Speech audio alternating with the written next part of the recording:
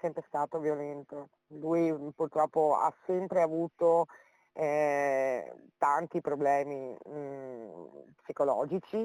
A parlare è l'ex moglie di Samuele Donadello, ha appena saputo che l'ex marito, da cui ha avuto 2 figli, è stato arrestato per l'omicidio di Marco Cossi avvenuto domenica scorsa a Padova, un omicidio caratterizzato da una violenza eccessiva e brutale, ma lei di questo non sembra essere stupita. Tutti sapevano che purtroppo lui aveva questi scatti di ira, questa violenza che poteva andare da 0 a 100 per motivi assolutamente banali.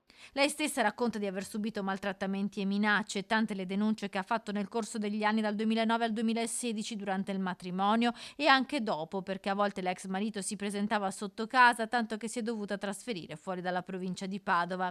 Sono sempre stata seguita da un centro antiviolenza da quando io mi sono separata, quindi grazie a loro ho superato un grave esaurimento che io ho avuto a causa sua. Era sempre solo interessato ai soldi, continua la donna. La sua personalità violenta, dice, poteva essere fermata. Sicuramente sono certa che se qualcuno veramente faceva qualcosa prima, di sicuro non succedeva tutto questo.